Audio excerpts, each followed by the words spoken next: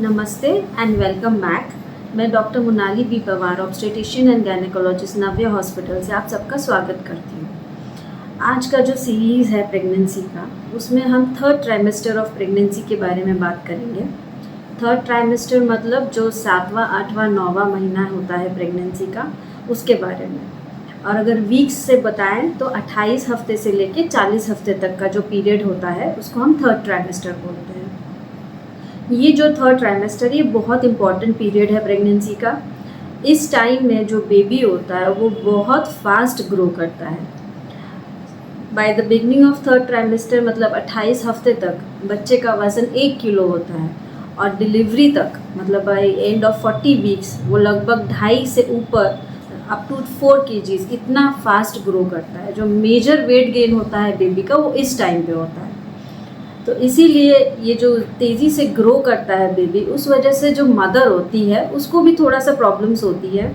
ज़्यादा पेट निकलता है, पेट में जो इतना प्रेशर बढ़ता है जिस वजह से मदर को अलग अलग सिम्टम्स होते हैं, जैसे कि ज़्यादा प्रेशर होने की वजह से ब्रेथलेसनेस, एसिडिटी, गले में जलन, ये सब प्रॉब्लम्स कॉमनली होती है लास्ट 3 मंथ्स में।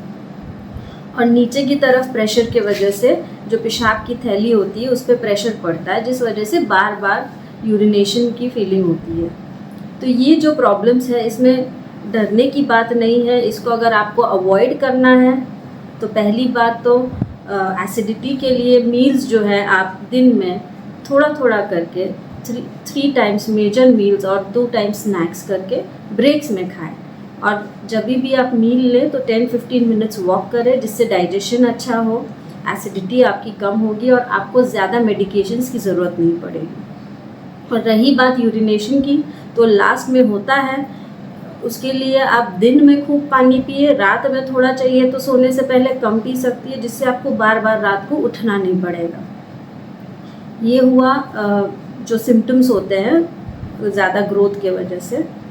अब वेट जो इतना ग्रो कर रहा है बेबी का, इसको हमें बहुत ज़्यादा ध्यान देना पड़ता है। अब विज़िट्स जो होती हैं, नेक्स्ट वीक हम लोग विज़िट्स पे आएंगे। विज़िट्स जो होती है प्रेगनेंसी की लास्ट 3 मंथ्स में, वो थोड़ा सा जल्दी आपको अपने ऑब्स्टेटिशियंस बुलाएंगी। उसके पीछे रीजंस होते हैं, क्योंकि लास्ट में कुछ प्रॉब्लम्स प्रेगनेंसी में ज़्यादा उभर के आती है। जिनको भी फैमिली हिस्ट्री है शुगर की, बीपी की, वो लास्ट में ही जनरली प्रेगनेंसी में होती है। जैसे अगर किसी पेशेंट को फैमिली हिस्ट्री है शुगर की, तो उस पेशेंट को इस प्रेगनेंसी में 28 हफ्ते के बाद शुगर बढ़ने के चांसेस ज़्यादा होते हैं।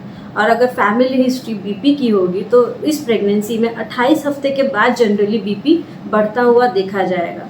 तो अगर आप डॉक्टर के पास जाएंगे इस टाइम में, तो डॉक्टर आपकी ज़रूर से शुगर चेक और बीपी चेक तो हर विज़िट पे ज़रूर से करेंगे। इसीलिए विज़िट्स एवरी 3 to 4 वीक ज़रूरी होती है आपके डॉक्टर के पास, ना कि हर 2 महीने पे या अचानक 7वें महीने के बाद 9वें महीने में आप जाके दिखाएं। उसके अलावा बहुत सी प्रॉब्लम्स होती है जो इस टाइम पे हो सकती है और आपको खास ध्यान देना पड़ेगा। अब विज़िट्स में जब भी आप जाएंगे, आपकी डॉक्टर ज़रूर से चेक करेंगे कि आपका पेट किस हिसाब से ग्रो कर रहा है। 7वें महीने में इतना होना चाहिए, 8वें में इतना, 9वें में इतना।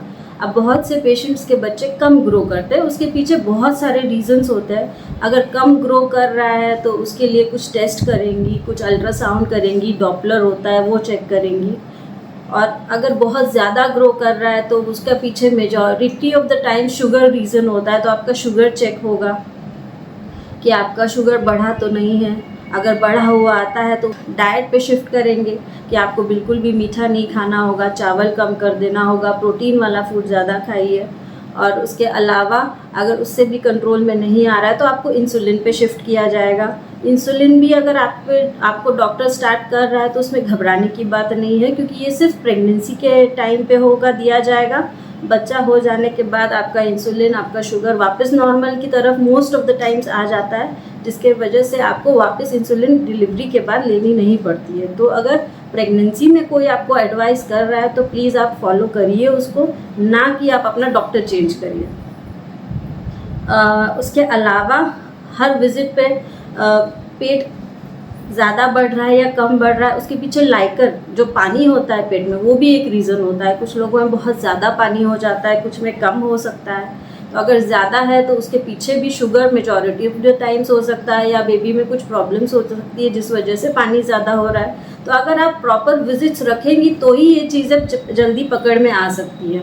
अगर आप नहीं जाएंगी डॉक्टर के पास टाइमली, तो ये फिर लास्ट में एकदम अचानक से दिक्कत हो जाती है। क्योंकि अगर शुगर आपका चेक नहीं होगा और बढ़ा हुआ आएगा तो 9th मंथ में अचानक से प्रॉब्लम्स हो सकती है। इसीलिए ये टेस्ट करना या आपका विज़िट प्रॉपर रखना बहुत ज़रूरी है। तो विज़िट आप टाइमली अपना डॉक्टर के पास रखिए, स्पेशली लास्ट में, स्पेशली 8-9th मंथ में। उसके अलावा डाइट आप, जैसे मैंने पहले बताया, 3 मेजर मील्स और स्मॉल मील्स जो होते हैं, नाश्ता होता है, वो बीच में 2 बार करिए, जिसके वजह से आपको ज़्यादा गैस एसिडिटी नहीं होगी।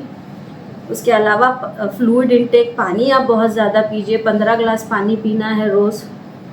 और डाइट में भी स्वीट्स अवॉइड करिए। उसके अलावा कोई भी फास्ट फूड होता है, कोल्ड ड्रिंक्स होती है, आइसक्रीम्स होती है जिसमें बहुत शुगर है, वो थोड़ा सा आपको अवॉइड करना चाहिए। क्योंकि आजकल एक्टिविटी या कोई भी फिज़िकल एक्सरसाइज ये सब कम हो गया है, जिस वजह से बॉडी, बहुत से प्रेग्नेंट पेशेंट्स का शुगर जो है बढ़ रहा है। तो इसीलिए मैं पर्सनली अपने पेशेंट्स को बोलती हूँ कि जो शुगर फूड है या जो मीठा सामान है वो कम खाएं, और हेल्दी फूड जैसे कि फ्रूट्स हो गया, ड्राई फ्रूट्स हो गया, नॉर्मल वेजिटेरियन फूड या नॉन वेज भी फूड आप खा सकते हैं। थोड़ा सा मसाला या तीखा सामान कम खाएं। ये हो गया फूड के बारे में। नेक्स्ट बहुत इम्पॉर्टेंट है